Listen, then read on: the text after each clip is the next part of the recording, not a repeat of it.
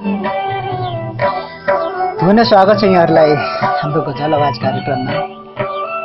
र यो गजल कार्यक्रम हामीले विस्तार गर्न सुरु गरिसकेका छौँ र हाम्रो यो दोस्रो हप्ताको दोस्रो स्टेप हो र यो दोस्रो स्टेपमा हामी चढिसकेका छौँ। दोस्रो खुट्किला पार गरेर हामी गइरहने क्रम जारी भइरहेको छ र हाम्रो कार्यक्रमको सुरुवातमा हामीले राखिसकेका छौँ एलिसा पौडेल चेलीको गजल उहाँको बचपना र अबको बासाइमा हाम्रो एकजना साथी हुनुहुन्छ, उहाँको नाम अब केही छैन म भन्ने नै छु। र हामी सबैले आफ्नो दाइहरूलाई, आफ्नो अग्रजहरूलाई केही कुरा भन्यो भने हामी पनि आफ्नो दुखेसो पोख्यो भने मनैबाट पोख्छौँ होइन। र दाइ यस्तो भयो त्यस्तो भयो अथवा दाइ यसै भन्दैछन् त्यसो भन्दैछन्, फल्नाले त यसो गर्यो त्यसो गर्यो, त्यो हुन्छ नि होइन हाम्रो गाउँमा।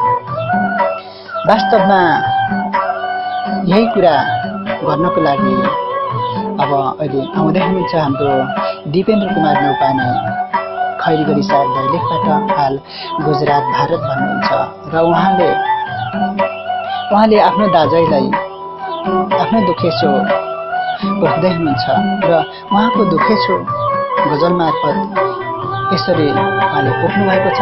र हाम्रो दिपेन्द्र सरको दुखेसो यस प्रकार छ।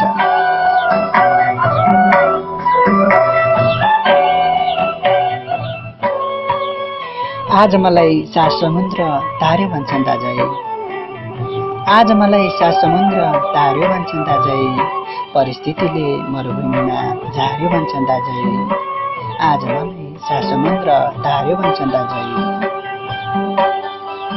नेपालमा त चिसो भइसकेको छ होला, नेपालमा त चिसो भइसकेको छ होला, यहाँ खाडीको गर्मीले मार्यो भन्छन् दाजै, परिस्थितिले मरुभूमिमा झार्यो भन्छन् दाजै।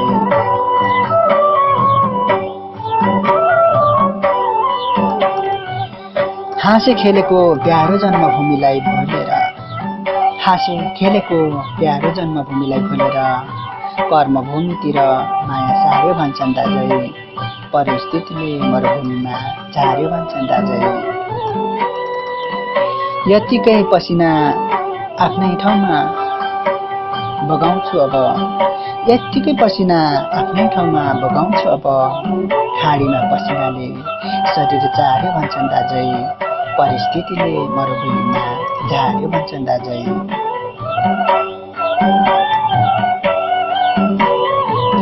भाइ बहिनीको पढाइ बा आमाको औषधि, भाइ बहिनीको पढाइ बा आमाको औषधि, यही जुटाउनु विदेशी पायो भन्छन् दाजै, परिस्थितिले मरुभूमिमा झार्यो भन्छन् दाजै, आज मलाई सात समुद्र तार्यो भन्छन् दाजै, परिस्थितिले मरुभूमिमा झार्यो भन्छन् दाजै।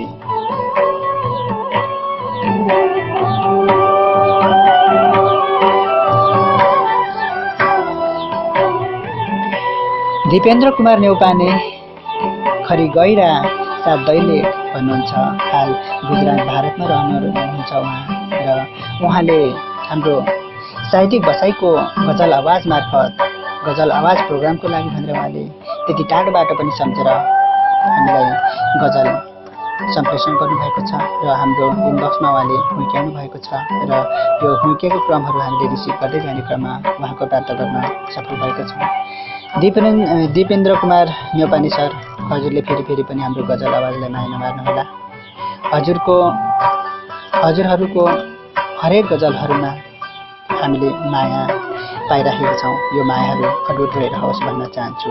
र फेरि पनि हजुरहरूको सहभागिता यसरी नै रहिरहोस् भन्न चाहन्छु।